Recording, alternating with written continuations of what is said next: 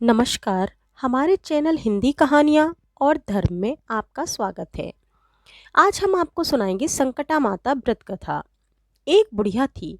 उस बुढ़िया का बेटा था जिसका नाम था रामनाथ। रामनाथ धन कमाने के लिए परदेश चला गया। बुढ़िया अपने पुत्र के विदेश जाने के बाद बहुत चिंतित और दुखी रहने लगी, क्योंकि उसकी बहू उसे प्रायः खरी खोटी सुनाया करती थी। इसलिए बुढ़िया चिंतित और उदास रहती और घर के बाहर स्थित कुएं पर बैठकर रोया करती थी। बुढ़िया का यही काम रोज का था।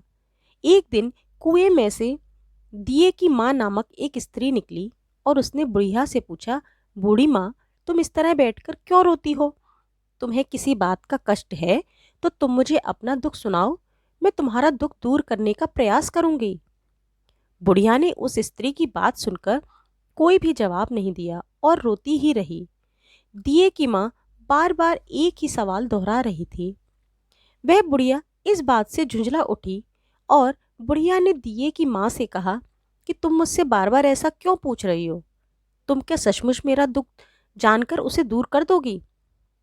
बुढ़िया की बात सुनकर दिए की माँ ने उत्तर दिया कि माँ जी, मैं अवश्य ही तुम्हारे कष्टों को दूर करने का प्रयास करूंगी। बुढ़िया ने दिए की माँ के ऐसा आश्वासन पाकर कहा कि मेरा बेटा धन कमाने के लिए परदेश चला गया है। पीछे मैं और मेरी बहू रह गए हैं। मेरी बहू मुझे बहुत बुरा भला कहती है। यही मेरे दुख का कारण है। बुढ़िया की बात सुनकर दिए की माँ ने कहा, यहाँ के वन में संकटा माता रहती हैं। तुम अपना दुख उनको सुनाकर कष्ट से छुटकारा पाने के लिए प्रार्थना करो। माँ बहुत दयालु हैं, दुखियों के प्रति बहुत सहानुभूति रखती हैं। निसंतानों को संतान, निर्धनों को धनवान, निर्बल को बलवान और अभागों को भाग्यवान बनाती हैं।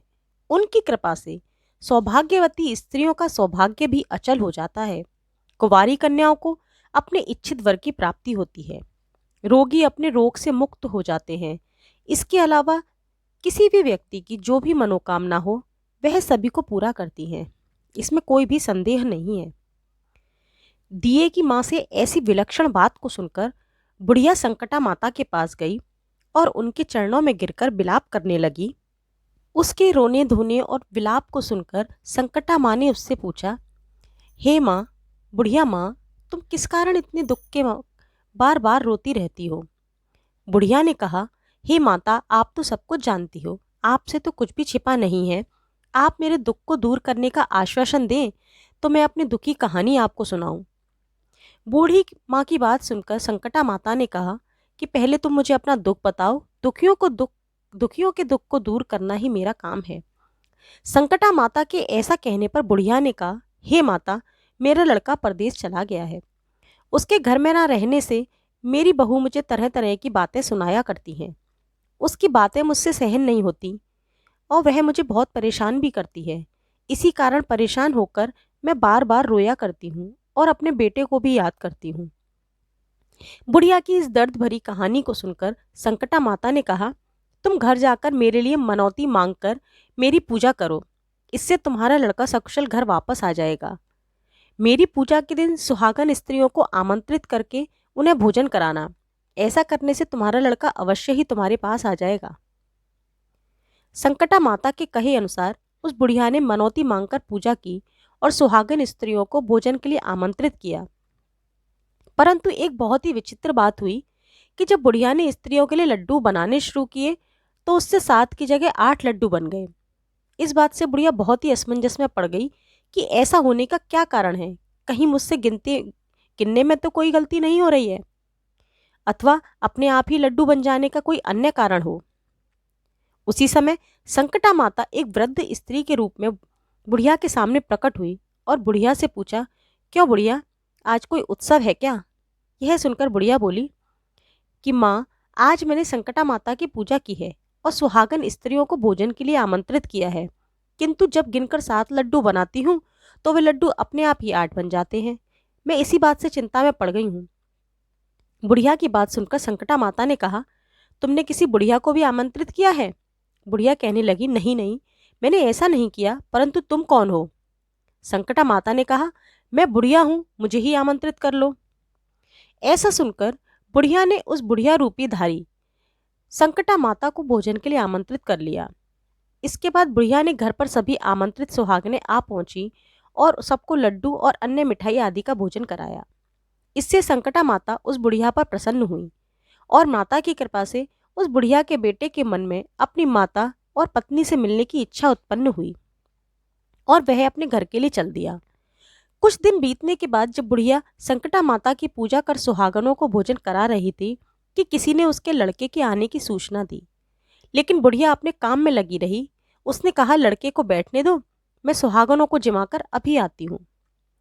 लड़के की बहू ने पति के आने का समाचार सुना। उसी क्षण पति के स्वागत के लिए तुरंत घर की ओर चल दी।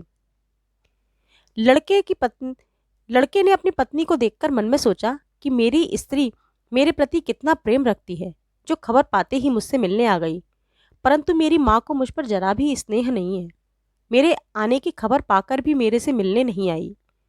इधर जब बुढ़िया का पूजा का काम समाप्त हो गया और सभी सुहागिनें भोजन करके अपने अपने घर को लौट गईं, तब बुढ़िया अपने बेटे से मिलने के लिए उसके पास पहुंची। माँ के आने पर लड़के ने पूछा कि माँ अब तक कहाँ थी। माँ ने कहा, बेटा, मैंने तुम्हारी कुशलता के लिए संकटा माता से मनौती मांगी थी, उसी को पूरा करने के लिए सुहागिनें जिमा रही थी। संकटा माता की कृपा से उसका मन अपनी पत्नी से हट गया और उसने कहा, माँ, या तो मैं यहाँ रहूँगा या यह रहेगी। बुढ़िया ने कहा, बेटा, मैंने बड़ी कठिन तपस्या से तुम्हें पाया है, इसलिए तुम्हें छोड़ नहीं सकती, इसलिए चाहे बहू का त्याग भी करना पड़े तो मैं कर सकती हूँ। अतः लड़के ने अपनी स्त्री को घर से निकाल दिया। जब वह घर से निकलकर बाहर आई तो बड़े दुखी मन से एक पीपल के पेड़ के नीचे बैठकर रोने लगी। एक राजा उधर से जा रहा था, उसे रोता देख राजा रुका और पूछा कि तुम क्यों रो रही हो। तब उसने सारी व्यथा राजा को सुनाई। राजा ने कहा, आज से तुम मेरी धर्म बहन हो, इसलिए रो मत, मैं तुम्हारे सभी कष्टों को दूर करने का प्रयास करूंगा। यह कहकर राजा उस स्त्री को अपने महल में लेकर आ गया। महल जाकर राजा ने रानी को सारी कथा सुनाई। रानी ने कहा, देखो, यह अगर आपकी बहन है तो आज से मेरी भी यह धर्म बहन है, इसी महल में रहेगी और इसको किसी प्रकार का कष्ट नहीं होगा। राजा के यहाँ पहुंचकर कुछ दिन बाद धर्म से प्रेरित होकर रामनाथ की स्त्री ने भी संकटा माता का व्रत प्रारंभ कर दिया और संकटा माता के निमित्त सुहागनों को भोजन कराने के लिए आमंत्रित किया। उसने रानी को भी आमंत्रित किया। जब सभी सुहागिनें लड्डू खाने लगीं तो रानी ने कहा, मुझे तो रबड़ी, मलाई और स्वादिष्ट मिष्ठान ही हजम होते हैं, यह पत्थर समान लड्डू कैसे हजम होंगे। ऐसी अवहेलनापूर्ण बातें कहकर रानी ने लड्डू खाने से मना कर दिया। कुछ समय बाद जब संकटा माता की कृपा से रामनाथ अपनी पत्नी को खोजते हुए राजा के महल में आया, वहां आकर अपनी पत्नी को संकटा माता की पूजा करते देखा तो संकटा माता को हाथ जोड़कर प्रणाम किया और अपनी पत्नी से कहा कि मेरे अपराधों को क्षमा करो और मेरे साथ घर चलो। पत्नी ने कहा, नाथ, यह सब प्रारब्ध से ही होता है, इसमें आपका कोई दोष नहीं है, आप मेरे ईश्वर रूप हो, मेरे ही अपराधों को आप क्षमा करो। यह कहकर दोनों ने विधि पूर्वक संकटा माता व्रत की कथा सुनी, संकटा माता की पूजा की। पूजा को समाप्त कर सुहागनों को जिमाकर दोनों पति पत्नी अपने घर की ओर चल पड़े। जाते समय रामनाथ की स्त्री ने राजा रानी से कहा कि जब मुझ पर दुख पड़ा था तो आप लोगों ने धर्म बहन बनाकर मुझे आश्रय दिया था। यदि आपको भी किसी तरह की सहायता की आवश्यकता हो तो मेरी कुटिया में निसंकोच चले आना। ऐसा कहकर दोनों पति पत्नी अपने घर चले गए। संकटा माता के प्रसाद का निरादर करने के कारण रानी पर भारी संकट आ पड़ा। रामनाथ की बहू के जाते ही उसका राजपाश नष्ट हो गया। ऐसी विपत्ति में पड़कर रानी ने राजा से कहा, ना मालूम वह तुम्हारी धर्म बहन कैसी थी कि उसके जाते ही सब कुछ नष्ट हो गया। रानी ने राजा से कहा कि जाते समय वह कह गई थी कि जब हम पे कष्ट पड़े तब हम उसके यहाँ जा सकते हैं, इसलिए हम लोगों को उसके यहाँ ही चलना चाहिए। ऐसा विचार कर राजा रानी दोनों ही अपनी धर्म बहन के घर गए। वहां जाकर रानी ने कहा, बहन, तुम्हारे जाते ही ऐसा क्या हो गया कि हमारी सारी संपत्ति नष्ट हो गई, हम लोग बहुत परेशानी में पड़े हुए हैं। रानी की बात सुनकर रामनाथ की स्त्री ने कहा, बहन, मैं तो कुछ नहीं जानती, मेरी तो सब करता धरता संकटा माता है, इसके अतिरिक्त कोई दूसरा नहीं, इसलिए मेरी राय में तुम संकटा माता से अपनी भूलों के लिए क्षमा करो, उन्हीं की मान मनौती से तुम्हारा काम बन जाएगा, सारे बिगड़े काम अपने आप सुधर जाएंगे। रामनाथ की स्त्री की बातें सुनकर रानी ने श्रद्धा भक्ति से संकटा माता का व्रत किया और सुहागों को जिमाकर अनजाने में अपनी सभी भूलों के लिए संकटा माता से बार बार क्षमा मांगी। रानी के ऐसा करते ही संकटा माता प्रसन्न हो गईं और रात में रानी को सपने में कहा कि हे रानी, तुम दोनों पति पत्नी अपने महल को चले जाओ, वहां जाकर मेरी पूजा करना और मेरे निमित्त सुहागनों को जिमाना। ऐसा करने से तुम्हारा गया हुआ राजपाट तुम्हें दोबारा वापस मिल जाएगा। सुबह होते ही रानी ने अपने स्वप्न की बात राजा को बताई। रानी की बात सुनते ही राजा उसी क्षण अपनी रानी को साथ लेकर महल की ओर चल दिया।